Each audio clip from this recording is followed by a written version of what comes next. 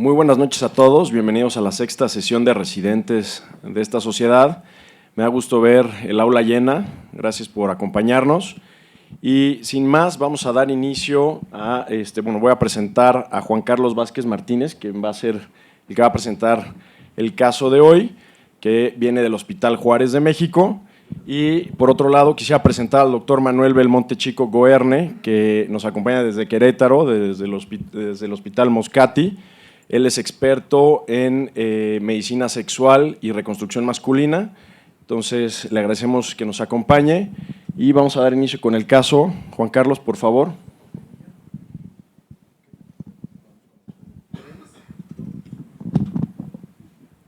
Vamos a iniciar con la presentación del caso clínico. Tenemos un masculino de 38 años, Ciudad de México, originario y residente también, católico, estado civil, unión libre, en ocupación es topógrafo y en escolaridad es secundaria completa y no tiene hijos. En cuanto a los antecedentes heredofamiliares, tenemos que ambos padres se encuentran vivos, crónico-degenerativos están negados y los oncológicos igualmente. En cuanto a los personales no patológicos, vive en casa rentada, tiene todos los servicios, su alimentación es buena, no convive con animales, no tiene hacinamiento y la actividad física está negada. En cuanto a personales no patológicos, etilismo está interrogado y negado, tabaquismo igual, solamente tiene consumo ahí de cocaína desde los 27 a los 35 años, de manera ocasional y exposición a tóxicos negadas. Personales patológicos, crónicos, quirúrgicos, transfusionales, oncológicos, traumáticos, hospitalizaciones, todo se encuentra interrogado y negado. Sus andrológicos, inició vida sexual activa a los 17 años, con número de parejas de 20, es heterosexual y niega infecciones de transmisión sexual y uso de métodos de planificación familiar. Entonces, en cuanto a su padecimiento actual, inició 8 horas previas a su ingreso caracterizado por erección persistente y dolorosa de inicio espontáneo, motivo por el cual acude a valoración médica. Él refería a dolor peniano tipo punzante de una intensidad 6 de 10 en escala análoga del dolor, el cual estaba localizado sin radiaciones que incrementaba con la manipulación y sin factores atenuantes identificados. Niega cambios de coloración del pene, fiebre, síntomas urinarios bajos, ardor miccional, hematuria, lituria, secreción en uretra o pérdida ponderal. Muy bien, Juan Carlos, gracias. Bueno, ¿alguien aquí nos acompaña del Hospital General de México? Allá atrás. Del Hospital General de México. Decido el nombre. Muy bien. ¿Me recuerdas tu nombre?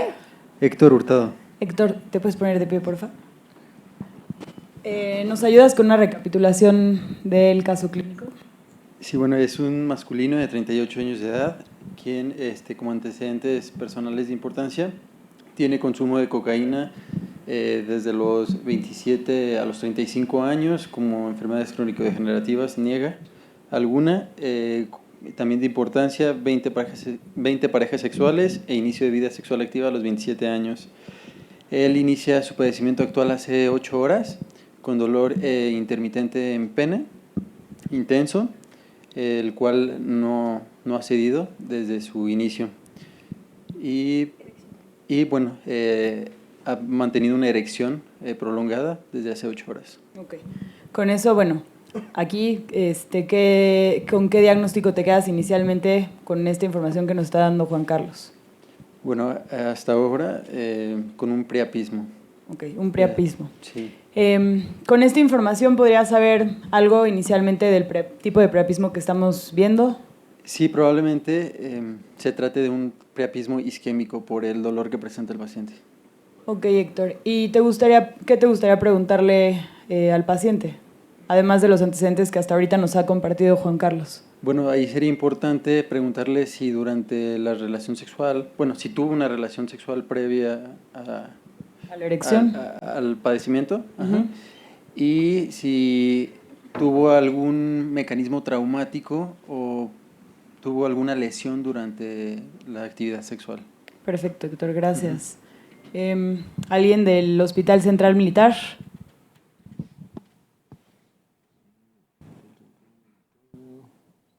¿Hay alguien? Si no, Tania Morales García de López Mateos. ¿Dónde estás, Tania? Sin miedo, no es examen. ¿A ti te gustaría preguntarle algo más al paciente? Ya nos dijo Héctor que él quiere saber si fue precedido por actividad sexual, si tuvo algún tipo de trauma. Si fue espontáneo. Ok, ¿te puedes poner de pie, por favor? Perdón. Sí. Gracias. Si fue espontáneo, si consumió algún tipo de tóxicos antes de, si ¿Cómo qué tóxicos? cocaína, que es lo que ya sabíamos que consumía, o algún otro tipo de sustancia. ¿Cómo cuáles? Pues cristal también podría ser. ¿Qué otra? ¿Qué otra cosa te gustaría preguntarle? Sí, si consumió algún tipo de medicamento como sildenafil. Ok. ¿Alguien más le preguntaría alguna otra cosa al paciente? Diego ¿Algo que quisiera Flores saber? Núñez del Bicentenario.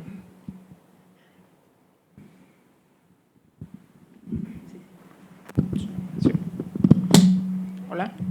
Bueno, también podría ser si es la primera vez que le pasa, si ya le había pasado con anterioridad, si tiene algún antecedente heredofamiliar, en el caso de que a lo mejor algún hermano o papá anterior que haya presentado este mismo síntoma. ¿Pensando en qué? No sé. O sea, si lo mencionaste es porque estás sospechando algo. Algo genético, ¿no? Sí, ¿Cómo que podría ser? me rindo, no sé, todavía. Fue al ahí se va la respuesta. Sí, exacto. ¿Alguien que le pueda ayudar? Bueno, Tania, otra vez. Anemia de células falciformes. Muy bien. Ok. El doctor Manuel nos quiere decir un comentario. ¿Mencionar a alguien? Rodrigo Padilla. No, Rodrigo Roncillo. Es que es el general de México. Roncillo. Rodrigo Rosil o Rosillo. Racillo. Es que no entendemos su letra. Sí, no sé. A ver, Rodrigo, te va a preguntar algo el doctor Manuel. Rodrigo, ahorita mencionaban también preguntar sobre traumatismos. En caso de que hubiera existido un traumatismo, ¿eso en qué cambiaría tu sospecha diagnóstica? Por el tipo de priapismo. Y clínicamente, ¿qué esperarías encontrar en un paciente que sí tuvo un traumatismo? Pensando tal vez en fractura de pene, la triada clásica. Pero en el caso específico del priapismo, ¿qué diferencias encontrarías con ese tipo de priapismo secundario a un traumatismo a un priapismo como el que nos presentaron ahorita en el caso? La pérdida de la erección.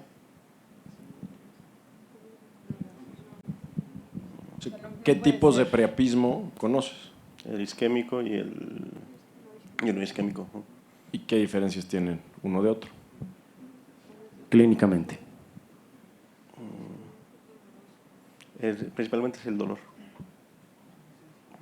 Y más cosas que vamos a ver. Dolor, más adelante. tumefacción.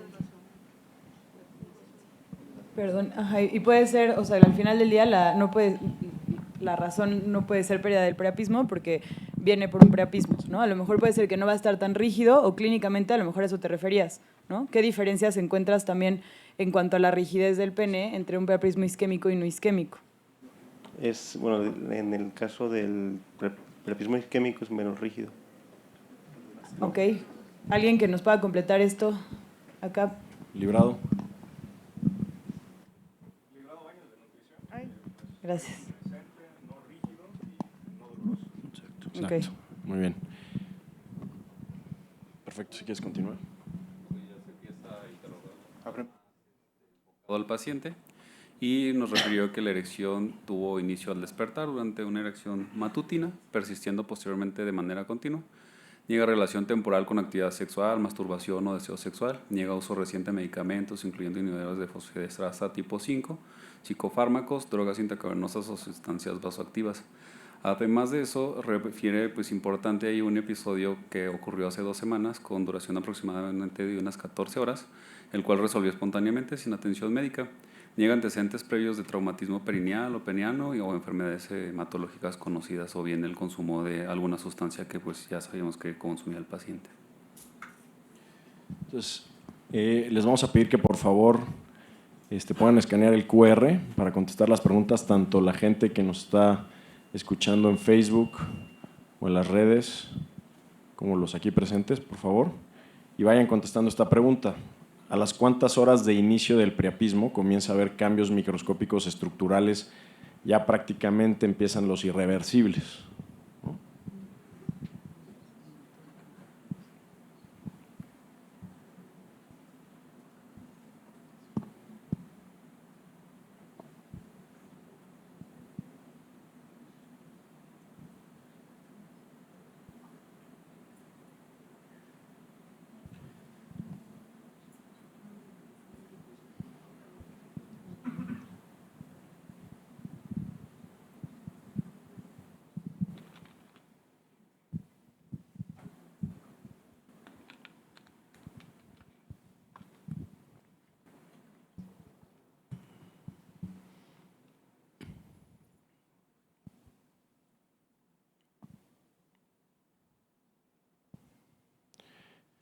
Generalmente ya son 21 los que están respondiendo, van sumando, pero generalmente es a partir de las 12 horas que ya empieza a haber los cambios irreversibles, ¿no?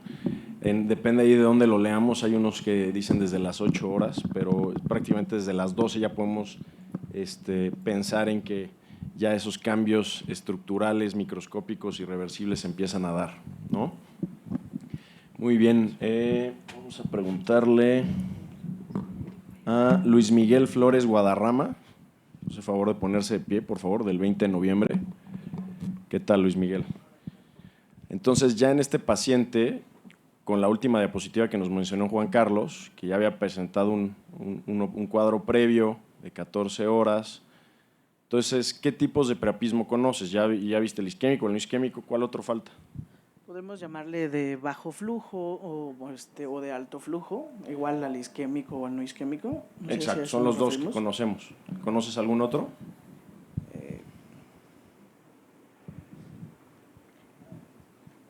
No lo recuerdo en este momento. Bajo flujo, alto flujo, pues tal vez si ha tenido uno, pues un priapismo recurrente en ese aspecto. Exacto, el intermitente, O el ¿no? intermitente. Que ahí nos llevaría a pensar qué mecanismo.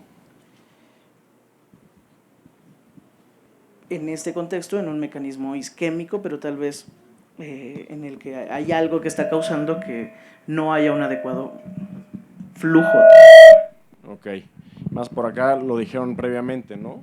Anemia de células falciformes, ¿no? Pudiera ser una de las causas. Ahora, ya teniendo este cuadro, ¿qué estudio solicitarías y cómo abordarías a este paciente? Pues, lo que se puede pedir, lo que se pide en estos casos es una gasometría de los cuerpos cavernosos. Ok. Como maniobra inicial.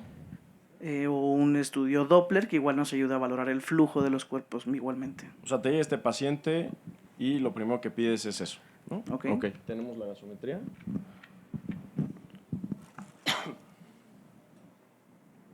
¿Cómo ves la gasometría? No se está viendo.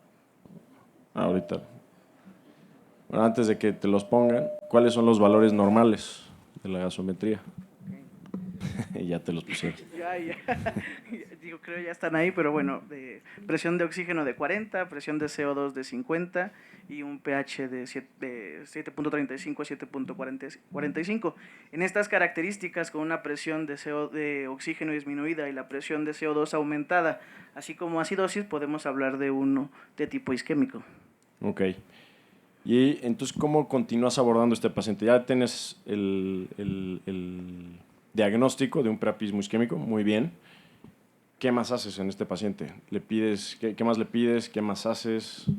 Bueno, los abordajes terapéuticos tal cual deberían de ir desde lo... Antes de abordajes terapéuticos. Ok, podríamos pasar a un estudio Doppler de igual manera. Ok, buscando. Pues parecería redundante, pero aquí corroboramos la parte del flujo propiamente. ¿Y cuáles son, antes de que lo pongas, Juan Carlos, cuáles son los valores normales del Doppler? No lo Porque recuerdo. para pedir un Sí. estudio tenemos que saber lo normal. Sí. ¿No? ¿Alguien lo recuerda?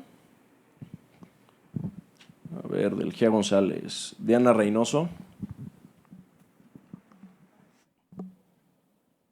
Hola, no, la verdad no me acuerdo de los flujos del Doppler. Ok. ¿Tú le pedirías algo más al paciente? Pues sí, o sea, como ya es recurrente, una BH para valorar lo que habían comentado, la anemia de células falciformes. Ok. Bueno, pensando en que probablemente el paciente va a pasar a quirófano, pues tiempos y una química sanguínea. Ok. Voy poniendo la BH.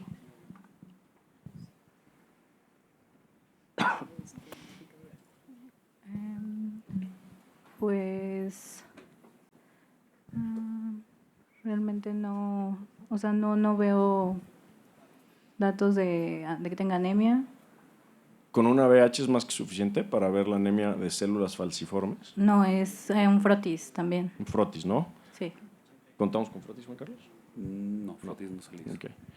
Bueno, y ¿Solamente te gustaría buscar una anemia o algo más? Que Bueno. por algo más pedimos la biometría hemática. Sí, bueno, como ya lleva 8 horas, es probable que ya haya necrosis y se puede igual pues sobreinfectar. Ok. Tú quisieras ver si hay leucocitosis. Sí. ¿Algo más? Las plaquetas también. Ok. No pensando en infeccioso, No, ¿te algo, sirve una de algo? coagulopatía o algo por el estilo. Ok, entonces discrasias sanguíneas, ¿no? Acuérdense que tienen que ver cómo están las células, los glóbulos blancos y los glóbulos rojos, no solo por pensar en un proceso inflamatorio que ahí no estaría como infección todavía, ¿no? Porque probablemente sería por un proceso inflamatorio, pero quieren saber también qué otras enfermedades que pudieran causarnos priapismo en la sangre. No, o sea, no me ¿Alguien que acuerdo le de ayude a Diana? coagulopatías, pero no me acuerdo ¿Está cuál. bien? Algo hematológico que podríamos ver en una biometría hemática. Leucemia, exacto. Una leucemia, ¿qué más? Un mieloma múltiple también, ¿ok? Entonces también nos sirve para descartar que el paciente no tenga alguna alteración hematológica. Y aquí hablando un poquito de las causas del priapismo, en cuanto a la exploración física, ¿qué otro hallazgo pudieran buscar en el paciente que es causa justamente de priapismo? Ramsés Rosas.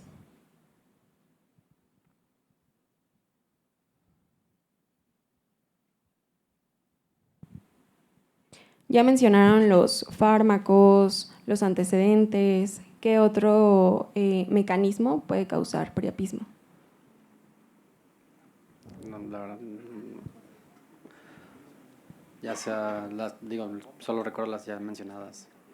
¿Alguien que sepa otra causa, aparte de lo traumático y todo lo que hemos mencionado?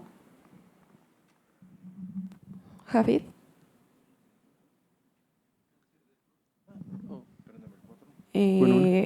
Otra. También alguna picadura por algún arácnido. Justamente, que en pacientes que son picados por una araña, principalmente viuda negra, recordemos que también puede causar priapismo. Entonces, obviamente, pues esto viene acompañado de todos los signos y síntomas que genera esta picadura, pero también son pacientes que pueden presentar priapismo. Entonces, intencionadamente buscar pues el piquete propio de la araña. Si quieres continuar con el resto de estudios. Ok. Realmente se le hizo esta química sanguínea que no mostraba pues alguna alteración. Posteriormente se le hicieron pues también tiempos de coagulación, que también no había alteraciones en los mismos. Se le hace un perfil toxicológico por el antecedente del consumo de las sustancias. Ajá, salió todo negativo, ¿verdad? Nadie lo comentó, pero eso era algo muy importante, ¿no? Si ya habían dicho que sospechaban porque él era consumidor de cocaína, siempre acuérdense del perfil toxicológico. Ya posteriormente se le pudo hacer ahí un... Del ultrasonido, a ver, Sí. ¿quién más está por aquí? Gerardo Morales, de Centro Médico ABC. Del ABC. Gerardo, ¿nos ayudas?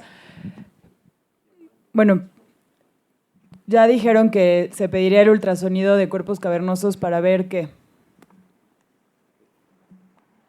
Pues para ver los flujos, ¿no? ¿Qué esperarías? Ya no se saben los parámetros, está bien, luego ahorita los repasamos, pero ¿qué esperarías encontrar en este paciente? Ya que ya sospechamos que es un priapismo isquémico, que ya vimos que tiene una gasometría que es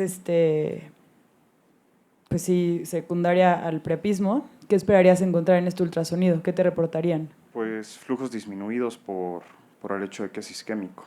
Ok.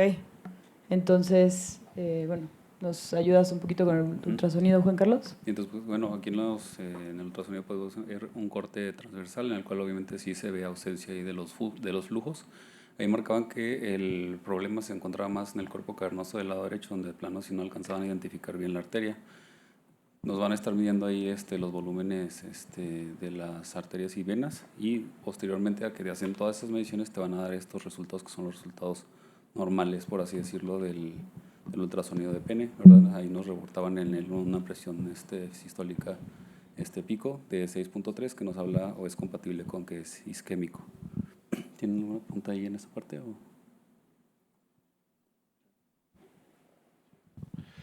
En efecto, esos son los valores normales del ultrasonido Doppler, o sea, una velocidad pico sistólica mayor a 30 centímetros segundo, y en este caso ya las velocidades, o sea, el cuerpo cavernoso está tan ingurgitado, está tan lleno de sangre, que no hay paso de sangre a los cuerpos cavernosos, ¿no? Y recuerden que los cuerpos cavernosos no son dos órganos independientes, tienen sinusoides, tienen un tabique que tiene intercomunicación.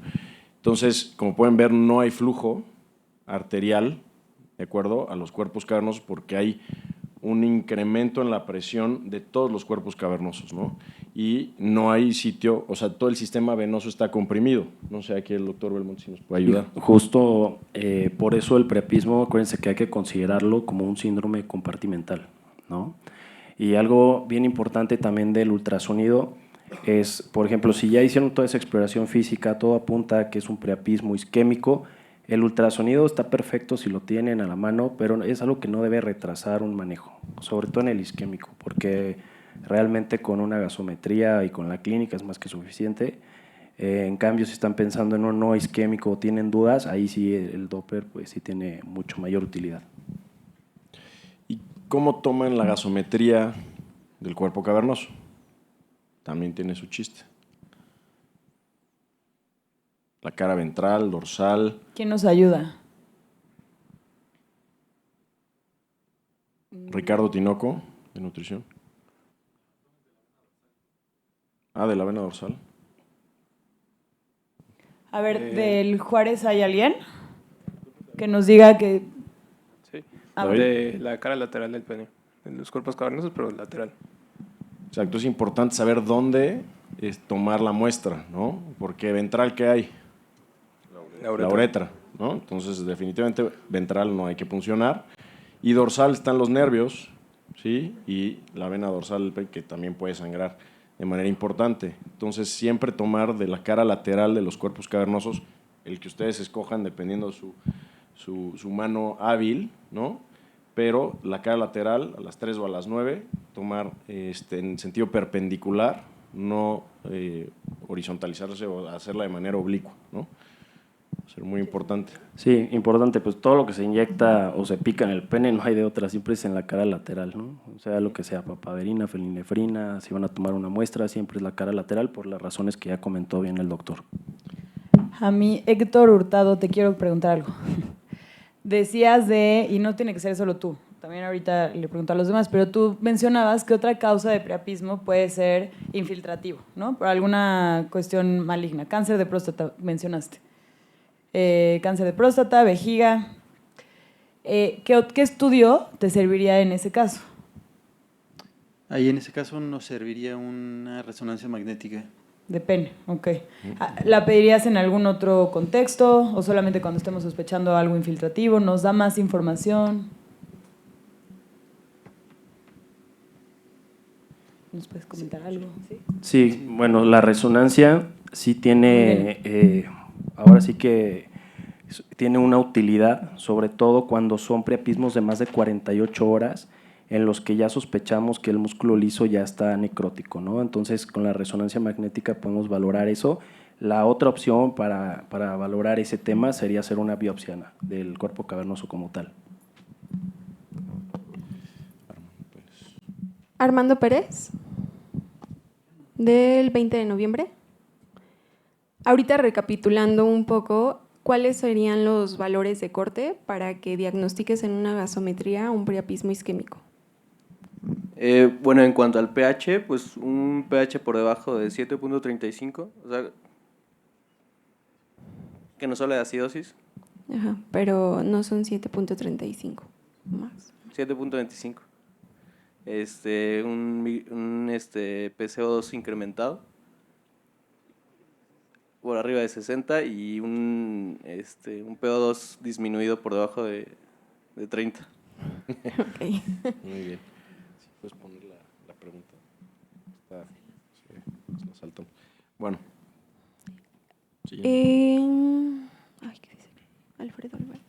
Ah, no, pero es médico. Osvaldo del GEA.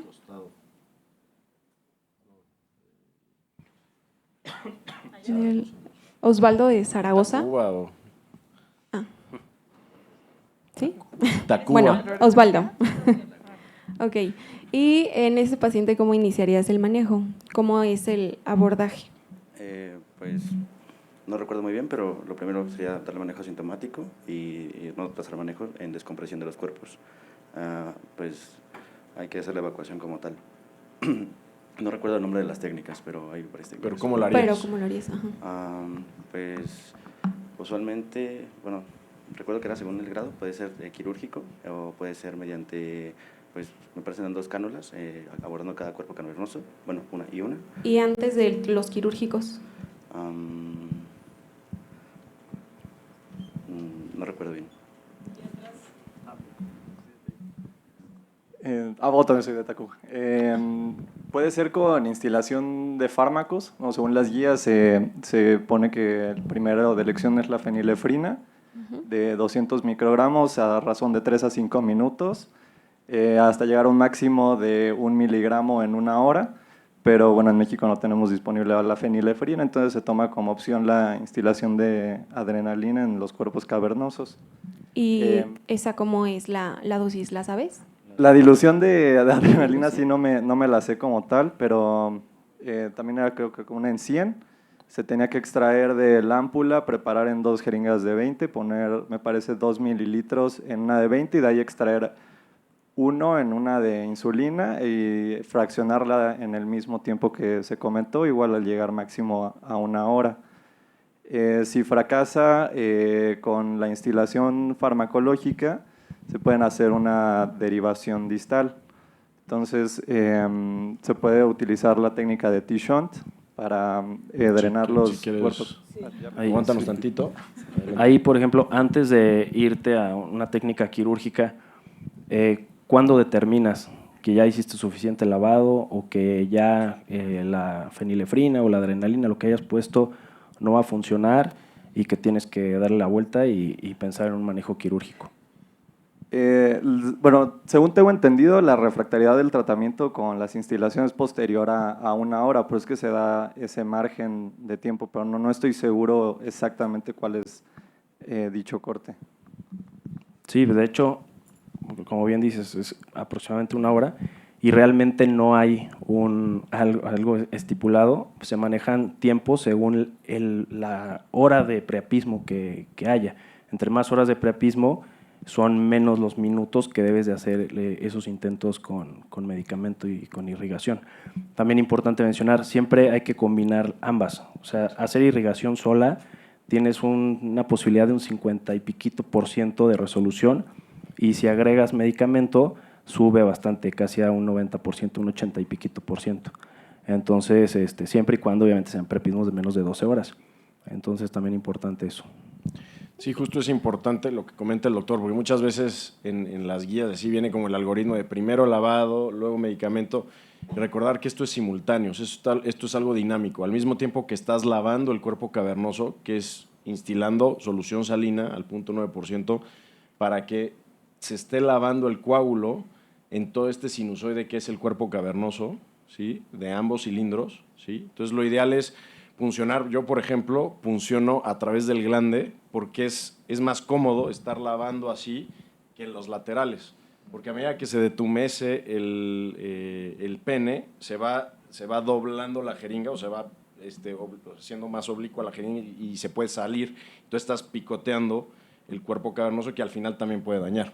Entonces, yo generalmente punciono el glande, atravieso hasta el cuerpo esponjoso, hasta el cuerpo cavernoso, perdón, a través del cuerpo esponjoso del glande, y ahí empiezo a lavar y es mucho más cómodo. Y al mismo tiempo que lavas, puedes ir instilando el medicamento de las alicuotas, como tú mencionaste, ¿no? ¿Y cuál es otro factor súper importante que, aparte de estar lavando y demás, que debas estar al pendiente del paciente? De los signos vitales, ¿no? Que no se hipertense, de la frecuencia cardíaca y del manejo analgésico del paciente. Justo porque, bueno, si bien la primera línea es la fenilefrina, pues en México no es posible. Entonces, justamente la adrenalina sí lo es, en la gran mayoría de los hospitales los tenemos, pero justo tiene que estar monitorizado el paciente, en el cual veas la frecuencia cardíaca, la TA, incluso la parte clínica del paciente, la sudoración, incluso la oximetría. Entonces, nunca dejar de lado, aunque incluso en las guías mencionan que en el área de urgencia se puede realizar, es importante que siempre esté monitorizado el paciente. ¿Por qué? Porque pueden comenzar con alguna alteración cardíaca y pues obviamente se va a complicar. Y de igual manera, bloquear el pene, hacer un bloqueo nervioso peniano, porque todo esto duele, ¿no? El paciente viene con dolor, entonces hacer un bloqueo peniano es súper importante, ¿no? Y que ya nada más para terminar contigo, ¿qué pedirías? O sea, tú ya tienes allá al paciente, ¿qué necesitas para hacerle esto? ¿Qué instrumental, qué vas a pedir? Ya. Puede ser con un catéter mariposa, como mencionó el doctor.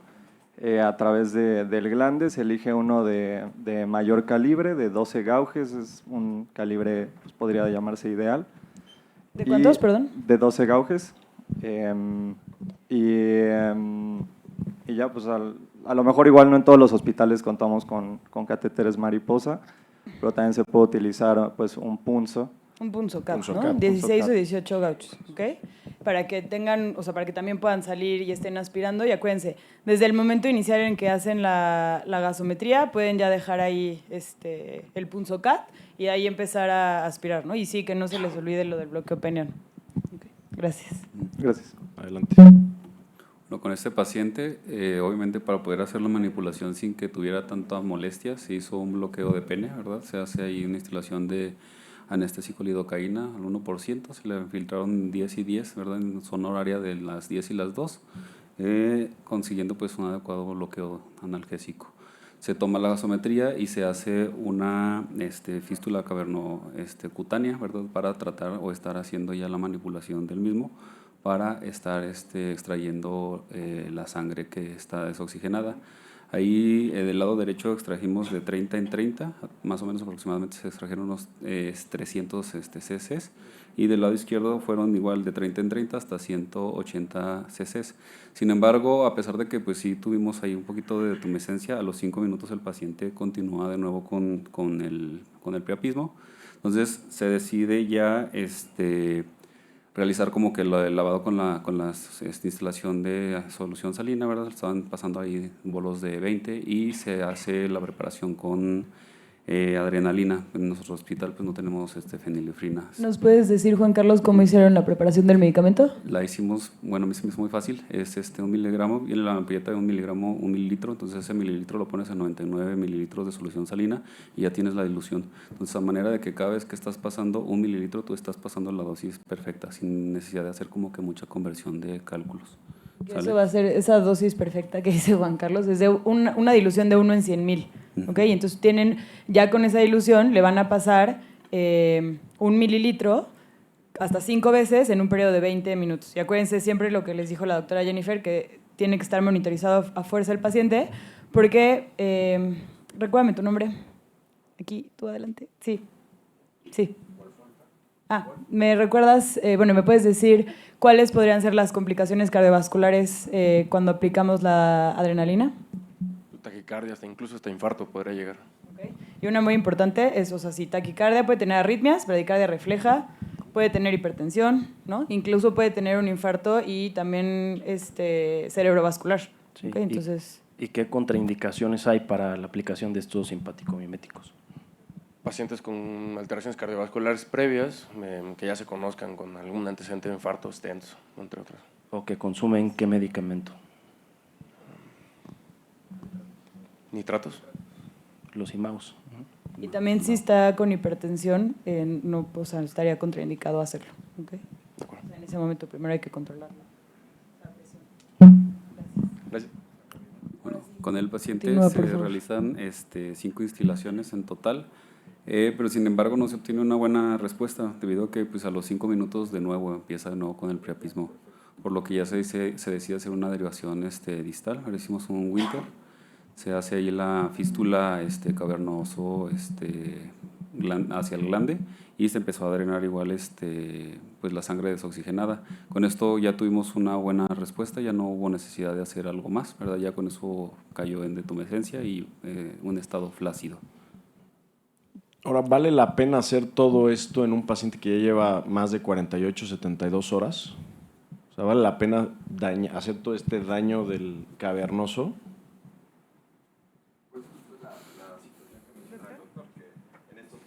Ya la viabilidad del tejido pues es cuestionable y incluso en algunos centros ya se envían a valoración para prótesis peniana por el tiempo de evolución.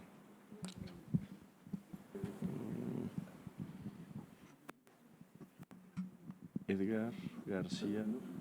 Edgar García Villalba. Recuérdame, ¿qué hospital eres? Bicentenario. Ok. Entonces, recapitulando.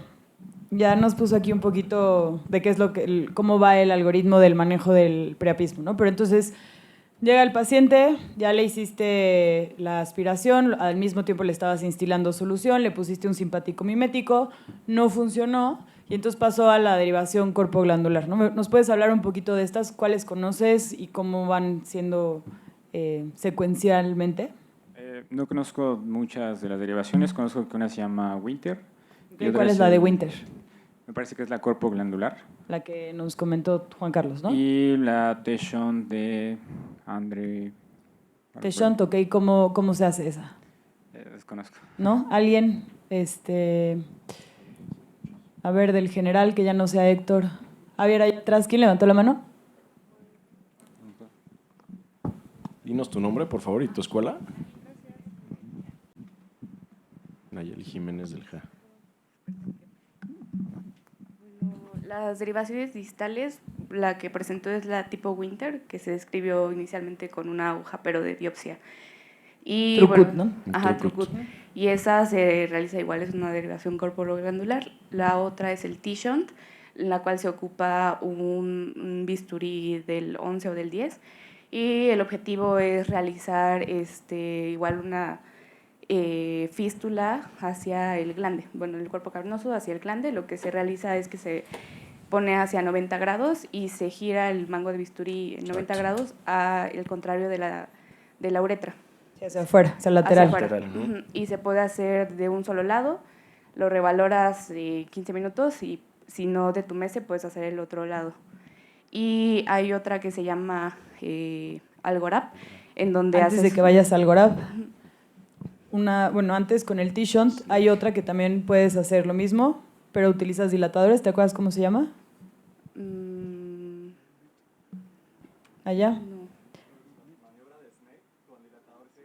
Exacto. Ok. Y bueno, continúa. Y la de Algorab se hace una incisión justo en la unión del glande y los cuerpos cavernosos y lo que se hace es una fístula entre ambos. O sea, se corta una cuña, ¿no? Se corta una cuña de la albúgina y se une. Del cavernoso para que se una con el esponjoso. Y ya. Esas son las distales que conozco. Ok, muy bien, gracias. ¿Y una pregunta? Y nos ayudan a contestar la siguiente pregunta. ¿Cuál es el nivel de evidencia más alto para el uso de derivaciones cavernoesponjosas distales en el manejo del priapismo isquémico refractario? A. Antes de la administración de agonistas alfa-adrenérgicos. B. Después del fracaso de aspiración como tratamiento inicial en todo priapismo o exclusivamente después de colocar una prótesis. Facilita.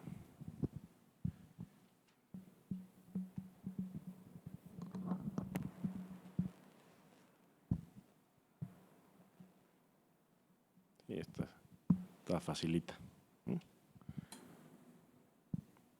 Si quieres, sí. Continuamos, ok. Bueno, ya en el seguimiento con este paciente, obviamente pues ya se da de alta sin erección. Se hace una evaluación posterior en un mes, se le aplica el cuestionario DIEF, encontrando una puntuación de 23 puntos. Tuvo otra consulta y no refería que tuviera pues problemas ahí con disfunción eréctil. ¿Viene una pregunta? Y por última pregunta para todo el foro aquí presente y en línea, ¿el porcentaje de pacientes que tienen recurrencia al año cuál es?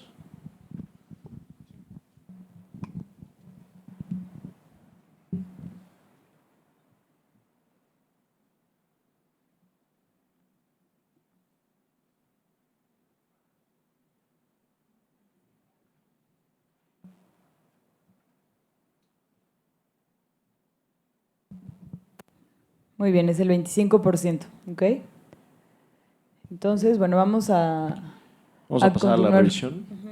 Okay. Por favor, Juan Carlos. Bueno, tenemos una revisión aquí de priapismo, está un poquito más enfocada al isquémico. Vamos a hablar algo de introducción, epidemiología, fisiopatología, exploración física, diagnóstico, laboratorio, imagen y el tratamiento. En cuanto a la introducción, pues hay que tener bien en cuenta la definición del priapismo, que es la erección persistente que dura más de 4 horas y ocurre en ausencia de estimulación sexual o persiste después de ella. Es importante porque sabemos que después de 4 horas va a causar hipoxia, pasa más tiempo, necrosis, después fibrosis y obviamente ya una disfunción eréctil. Hay otro término importante ahí también que es la erección prolongada, ¿verdad? Definida ahí por la AUA, que dice que es una erección que persiste por tiempo suficiente, pero menos de 4 horas, ¿verdad? No cumple con criterios de priapismo, pero es importante vigilarla debido a que puede ser como el inicio de un priapismo. En cuanto a la epidemiología, pues tenemos que la entidad es poco frecuente, ¿verdad? La incidencia que se reporta ahí es una estimada de 0.5 a 5.3 casos por cada 100,000. Menciona, esto es literatura de Estados Unidos, porque pues aquí en México realmente no tenemos un dato epidemiológico robusto, ¿verdad? Y esto mencionan que tiene relación porque normalmente en los afrodescendientes es donde se van a presentar las enfermedades de células falciformes y obviamente van a tener mayor incidencia. En cuanto a los tipos de priapismo que hay isquémico, no isquémico, intermitente. El más común es el isquémico y de ahí tenemos que el intermitente es un subgrupo del isquémico, ¿verdad? Entonces entre esas dos se llevan como que el 95%. El no isquémico es el 5% y ahí es importante ver que pues, los pacientes que entran en el grupo intermitente van a presentar hasta 35 a 45% van a desarrollar el priapismo y de 42 a 64% tendrán más recurrencias. En cuanto a la fisiopatología, pues tenemos que, como sabemos, la erección es meramente la entrada, pero también la salida de sangre. En estos pacientes, por alguna causa, pues viene a dañarse lo que es el mecanismo de término de la erección, empieza a quedar la sangre atrapada, empieza a desaparecer lo que es el drenaje venoso y nos da un flujo disminuido de sangre arterial. Eso hace que la sangre que está dentro del pene pues no esté oxigenada, nos causa hipoxia, hipercapnia y acidosis. Lo importante de aquí es ver cuánto tiempo tiene de evolución el paciente, porque dependiendo del tiempo pues vamos a encontrar diferentes cosas, ¿verdad? 0 a 4 horas realmente el paciente no tiene mucho problema, va a tener un potencial de recuperación de hasta más del 90%, ¿verdad? Del inicio de lo que son 4 a 12 horas ya empieza a darse lo que es la cascada de la hipoxia, ¿verdad? Empieza a tener hipoxia, acumulación de CO2, acidosis, y en estos pacientes tienes una recuperación pues buena, ¿verdad? Nuestro paciente caería en ese rubro. Posteriormente, ya de las 12 a las 24 horas ya empiezas a tener una lesión estructural inicial, ¿verdad? Empieza con edema, lesión, congestión sinusoidal, y en estos pacientes el resultado de su función eréctil pues puede ser intermedio. El problema es que entre más se acerca a las 24 horas, obviamente va a ir disminuyendo su potencial de recuperación. De lo que son 24 o 36 horas ya empieza a haber necrosis ya más significativa, destrucción de los sinusoides ya, microtrombosis, etc. Entonces este paciente comienza a tener más problemas para poder recuperar su potencia sexual. Ya después de lo que son 36 a 48 horas empieza lo que es el punto de no retorno. Estos pacientes ya no van a recuperar muy fácil, ya empieza a haber necrosis difusa, hay colapso de la arquitectura sinusoidal, ya hay fibrosis cavernosa y obviamente ya ese paciente probablemente quede con disfunción eréctil de por vida. Más de 48 horas, ya ese paciente ya tiene una fase fibrótica, ya hay reemplazo de músculo liso por colágeno, hay mucha fibrosis y ahí empieza a haber acortamiento del pene y en este paciente pues no se va a ver una recuperación.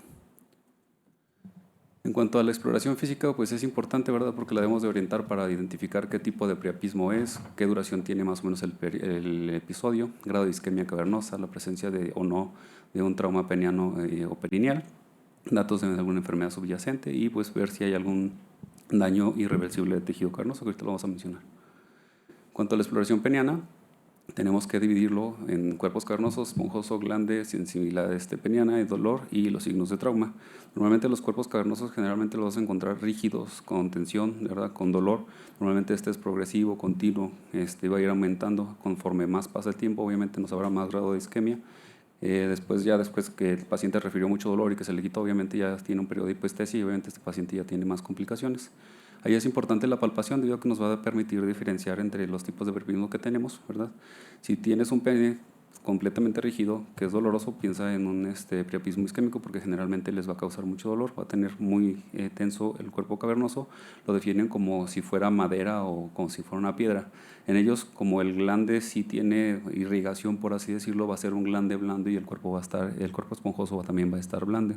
Sale ahí pues lo que les mencionaba ahorita, que entre más dolor tenga el paciente, más problema tiene, y cuando deja de sentir el dolor, no es que se haya resuelto, sino que pues ya tiene más complicaciones. Si lo comparamos con uno isquémico, acá el pene es turgente, pero no completamente rígido, ¿verdad? El paciente realmente no puede tener una erección, solamente te va a referir, tengo la erección, o sea, no tengo dolor, pero la erección no se quita. Aquí el glande está turgente, el cuerpo esponjoso está tumescente. Aquí, como la circulación permanece oxigenada, pues no va a existir un síndrome compartimental como tal, y por esas razones no se considerará como una urgencia urológica. En cuanto a la palpación, hay que ver si hay alguna fibrosis, ¿verdad? Y algunas áreas induradas. Eso nos hablaría ya de una fibrosis cavernosa, y eso es más presente o se presenta más en los pacientes que tienen priapismo recurrente, ¿verdad? Y es importante ver la simetría que tiene el pene para ver que no tenga algún daño estructural. Obviamente esto ya es irreversible. En cuanto al diagnóstico del laboratorio, tiene 3 objetivos fundamentales. Uno es ver la causa subyacente de la patología. Todo esto no debe retrasar el tratamiento una vez que ya más o menos ya sabes qué diagnóstico tiene el paciente, pero esto es complementario. Hay que ver si no hay una hemoglobinopatía, leucemia, trastornos mieloproliferativos que ya se mencionaron previamente, y ver si el paciente cursa con anemia, con leucocitosis, ¿verdad? Que nos causan estas, y si nos van a producir el priapismo. Y muy importante, realizar una gasometría de los cuerpos cavernosos para diferenciar el tipo de priapismo. Aquí, como les menciono, no es importante de inicio, por así decirlo. Si ya tienes el diagnóstico, puedes medir los reticulocitos. Ahí básicamente vas a encontrar reticulocitos de 3 a 15%. La importancia que tiene esto es que los reticulocitos inmaduros van a expresar una molécula que es CD36 y BLA4. Esta es muy adherente y va a causar una obstrucción microvascular, y obviamente después de que se produce una vasoclusión cavernosa, pues va a venir el priapismo. Puedes llegar a pedir electroforesis ya de la hemoglobina, y lo importante es que haya hemoglobina S en lugar de A y B. En el 90% de los casos, aquí lo que pasa es que se deforma totalmente el eritrocito, y eso causa que haya adherencia aparte de eso y venoclusión con un consiguiente priapismo. Es importante en los pacientes ver si tienen el antecedente de algún consumo, sobre todo cuando no existe alguna causa evidente o es el primer episodio, o si hay el antecedente de consumo de drogas. Si usa cocaína, marihuana, LSD, metanfetaminas o cristal, están muy relacionados, ya están descritos. Los que más se relacionan es la cocaína. Incluso pues el consumo excesivo de alcohol también puede estar ahí relacionado. Importante también hacer el diagnóstico si tienes algún consumo de algún medicamento, ¿verdad? Sobre todo lo que son inyecciones intracavernosas es lo más frecuente, pero puedes tener ahí un problema con los antipsicóticos, trazadona, risperidona, etcétera, que te van a causar un bloqueo de los receptores alfa, hace que la noradrenalina no funcione, por así decirlo, el músculo sigue contraído, no permite que haya una relajación de y obviamente pues se sigue acumulando la sangre. Hay pues una disfunción ahí del mecanismo del retorno venoso, y pues queda la sangre atrapada y se produce el priapismo. El estándar de oro es para hacer la gasometría. Desde que estás aspirando la sangre macroscópicamente, si tienes un isquémico vas a tener una sangre negra, oscura, espesa. Al contrario, sería tener una sangre roja, brillante, oxigenada, que nos hablaría de un priapismo no isquémico. Los valores pues ya los mencionamos ahorita previamente, no me voy a detener mucho en esto. En cuanto al diagnóstico de imagen, pues lo que tienes así como bueno, por así decirlo, de inicio, pudieras llegar a hacer un ultrasonido peniano, en el cual puedes evaluar el flujo arterial cavernoso, el flujo venoso, la integridad vascular, la presencia o no de fístulas o alguna aneurisma. Del lado izquierdo tenemos un ejemplo en el cual pues vemos que hay ausencia de flujos. Del lado derecho tenemos ya ahí unas imágenes ya con presencia de turbulencia y aumento de flujo, que nos hablarían de priapismo no isquémico. Cuando te haces un ultrasonido peniano puedes encontrar alguna pseudoneurisma que normalmente se relaciona con un paciente que tuvo un traumatismo y puedes llegar a encontrar esta imagen, ¿verdad? Que es el yin y yang. Ahí básicamente hay flujo bidireccional, turbulento, y pues se produce este tipo de imagen. Haces también otro tipo o puedes hacer un diagnóstico de fístula arteriovenosa cavernosa en el cual se ve un jet y obviamente este es por un flujo aumentado. Estos son los valores del ultrasonido, ¿verdad? Dependiendo de lo que nos vayamos encontrando, vamos a poder hacer el diagnóstico de uno u otro. Ahí importante es la resistencia, el índice de resistencia. Si nos habla de que es menos de 0.5, pues vamos a tener que hay fuga, ¿verdad? Que está funcionando bien el mecanismo para que salga la sangre y pues el paciente no va a tener atrapamiento de sangre, por así decirlo. Si tienes un priapismo isquémico, ahí como no hay fuga, obviamente el índice de resistencia va a estar aumentado, va a ser más de 1 o no lo vas a poder calcular. Antes se utilizaba mucho lo que era la arteriografía, en este momento pues ha sido desplazado ya por el ultrasonido Doppler, ¿verdad? Ya solamente lo vas a dejar tú cuando tienes ya la planeación de un paciente que lo vas a hacerle una embolización selectiva, normalmente en pacientes que pues tienen un priapismo no isquémico, ya una fístula arterial demostrada o que tienes ya una persistencia clínica y que sospechas altamente en una fístula. Es un ejemplo. Del lado izquierdo pues tenemos una fístula arteriocavernosa y del lado derecho un pseudoneurisma. Esto pues más meramente para que vean un ejemplo. La resonancia magnética no es un estudio necesario que sea inicial, ¿verdad? Se recomienda más para los pacientes que ya tienen más de 48 horas en específico. Del inciso A tenemos una tomografía totalmente normal, una resonancia, totalmente normal, en la cual pues, no hay los cuerpos cavernosos homogéneos. En la B ya vemos un ejemplo de una fibrosis donde las lesiones van a ser más hipodensas.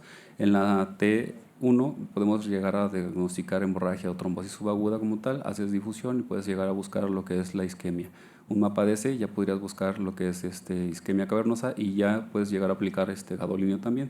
En este ejemplo pues ya vemos ahí una necrosis cavernosa y tejido ya no viable, que ese paciente pues obviamente se podría ser candidato a poner una prótesis de pene. Cuanto a los tratamientos, obviamente hay que hacer bien el bloqueo. Posteriormente ya pudieras hacer uso de lo que son los analgésicos, ketorolaco, metamizol, ya si tienes ahí disponible pues hasta morfina o fentanilo. Hacer el bloqueo peniano, esto no me voy a detener, ya sabemos de esto. La aspiración normalmente es los cuerpos cavernosos 90 grados, ¿verdad? Aguja de 19-21. Esto lo tienes que hacer repetidamente pues hasta 100 mililitros, incluso pues más como en nuestro caso. Tienes remisión con esto, ahí queda, ¿verdad? Pero si no funciona, pues ya podrías hacer el manejo continuo de lo que es la solución salina, lavados de los cuerpos cavernosos, que ya los mencionamos cómo se realiza. No funciona, pues inmediatamente también tendrás que estar haciendo ya la instilación de fenilurina, que pues como describimos pues es el estándar, ¿verdad? Pero pues en México no tenemos, ya dijimos las dosis, las complicaciones, hay que tener bien monitoreado al paciente. No funciona, pues también la adrenalina es el otro ejemplo que tenemos aquí, que ya lo mencionamos también. Si no te llegara a funcionar eso, pues ya podrías pasar a las derivaciones distales, que es el procedimiento de Winter, Ebejo, el T-Shunt y el Algorab, ¿verdad? Y ya si no te funcionó eso, obviamente ya pudiera hacer una tunelización, con un procedimiento de Hegar, con un dilatador Hegar, que es el procedimiento de Burnett, o ya lo más pues invasivo, por así decirlo, es la derivación proximal, con un Quackless o un Grey Hack, pero pues ya no son tan utilizados, se prefiere ya la prótesis peniana temprana. Juan Carlos, espérame, para que no vayas tan rápido y corriendo, y pues sí, por cuestiones de tiempo, regrésate a la diapositiva anterior, y nada más, una explicación breve de a partir de la derivación distal, que fue lo que no platicamos, de la proximal, y cuándo hablarías de la prótesis peniana temprana. Ya para que concluyamos. Bien, algo muy breve. Ejemplos ahí rápidos, Ebejo, T-Shunt, Algorab. Que no vayas corriendo. Esas, ándale. Eso ya básicamente es como que lo que seguiría de hacer un Algorab después de que ya descubres los cuerpos cavernosos, ya pudieras llegar a meter los dilatadores de Hegar. Aquí tienes que tener mucho cuidado porque si tú no tienes pues, la precaución, pudieras llegar a pues, romper el cuerpo cavernoso o incluso la uretra. O sea, tiene una tasa de éxito de 80-95%, pero sí debes de hacerlo con cuidado porque pudieras tener alguna complicación, hematoma, perforación, etcétera.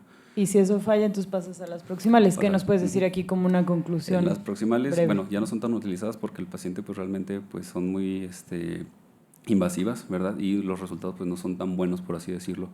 En el Quackless Shunt lo que se hacía es básicamente como un abordaje tipo plastía uretra, se descubre lo que es el cuerpo cavernoso y el cuerpo esponjoso, se crean unas incisiones elípticas y se va a crear una fístula entre lo que es el cuerpo cavernoso y el cuerpo esponjoso. El cuerpo esponjoso es el que se supone que no tiene problema y por eso está blando y es por donde se realizaría el drenaje, por así decirlo. Solamente es crear como que la fístula o la comunicación entre esas dos, pero ya no se utiliza tanto. Ok. Y entonces hablas de la prótesis de pene. Ya platicábamos que si tenía más de 48 horas, nos dijiste que va a quedar con disfunción eréctil casi el 100%. Sí.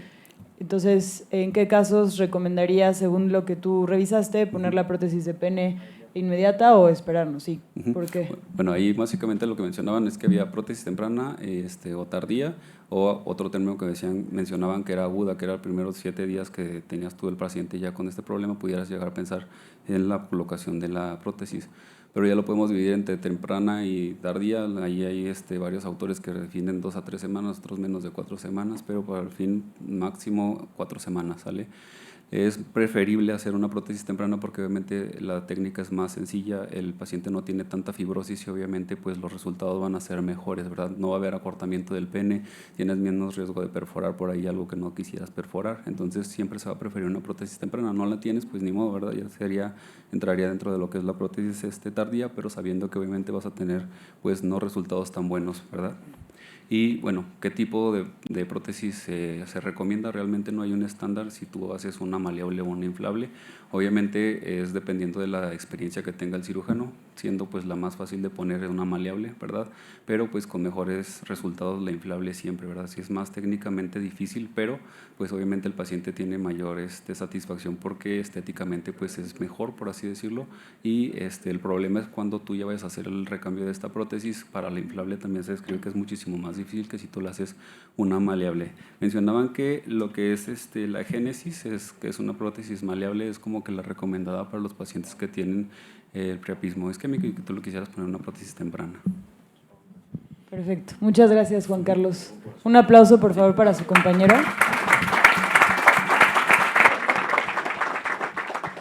Y bueno, ahora, Manuel, ¿nos puedes apoyar con qué quisieras que se llevaran los residentes de esta sesión y bueno, sí, pues la alimentación? Gracias, pues felicidades al presentador por ese muy buen caso. Realmente en los casos de priapismo isquémico lo más importante es el tiempo.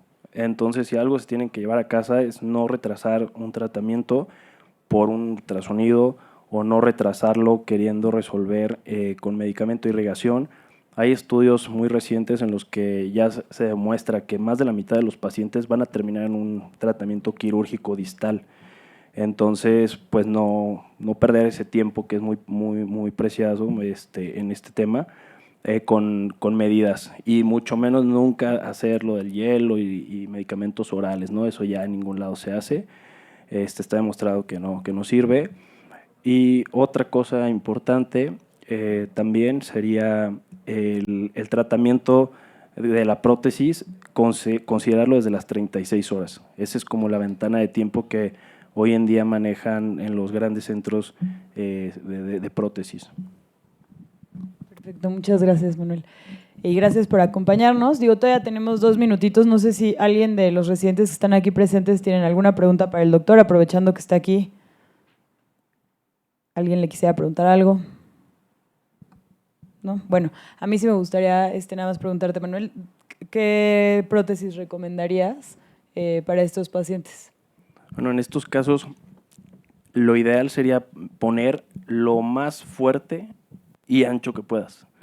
Obviamente a veces la inflamación o la fibrosis en casos que ya llevan más de 36 horas no lo permite, pero al menos dejar algo, aunque sea como una terapia puente. A lo mejor después buscas crecer en grosor o poner algo inflable, pero sí poner algo y que sea fuerte, porque vas a encontrar mucha fibrosis, necesitas una prótesis fuerte.